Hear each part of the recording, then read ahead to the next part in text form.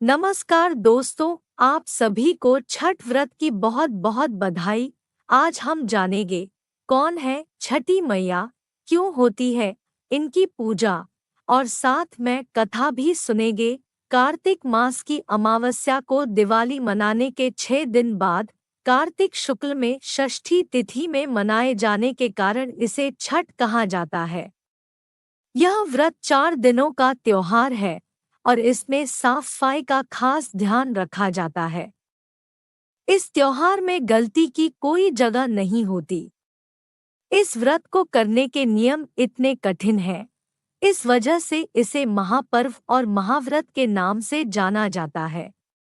कौन है छठी मैया? मान्यता है कि छठ देवी सूर्य देव की बहन है और उन्हीं को प्रसन्न करने के लिए जीवन के महत्वपूर्ण अवयवों में सूर्य व जल के महत्व को मानते हुए इन्हें साक्षी मानकर भगवान सूर्य की आराधना की जाती है तथा उनका धन्यवाद करते हुए माँ गंगा, यमुना या किसी भी पवित्र नदी या पोखर के किनारे यह पूजा की जाती है।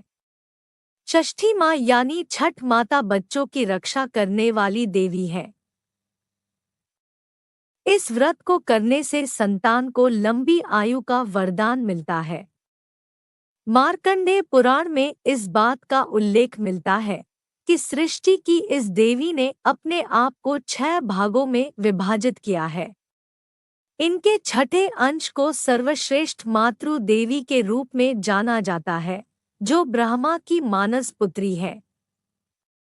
वो बच्चों की रक्षा करने वाली देवी है। कार्तिक मास के शुक्ल पक्ष की षष्ठी को इन्हीं देवी की पूजा की जाती है। शिशु के जन्म के 6 दिनों बाद इन्हीं देवी की पूजा की जाती है और छठी मनाई जाती है। इनकी प्रार्थना से बच्चे को स्वास्थ्य, सफलता और दीर्घायु होने का आशीर्वाद मिलता है। पुराणों में इन्हीं देवी का नाम कात्यायनी बताया गया है, जिनकी नवरात्रि की षष्ठी तिथि को पूजा की जाती है। आइए छठ व्रत की कथा सुनते हैं। कथा के अनुसार प्रियव्रत नाम के एक राजा थे। उनकी पत्नी का नाम मालिनी था। दोनों की कोई संतान नहीं थी।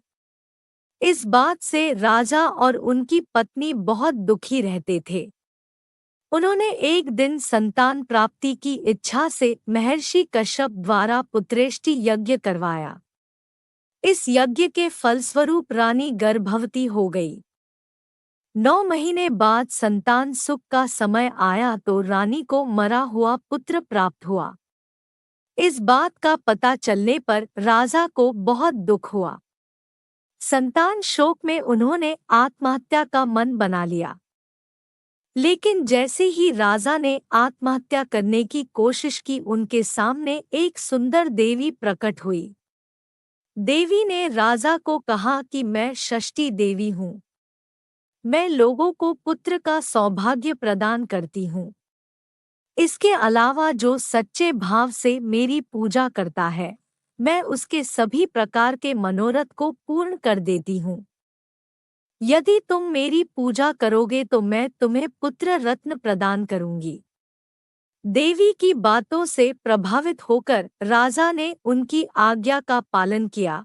राजा और उनकी पत्नी ने कार्तिक शुक्ल की षष्ठी तिथि के दिन षष्ठी देवी की पूरे विधि विधान से पूजा की।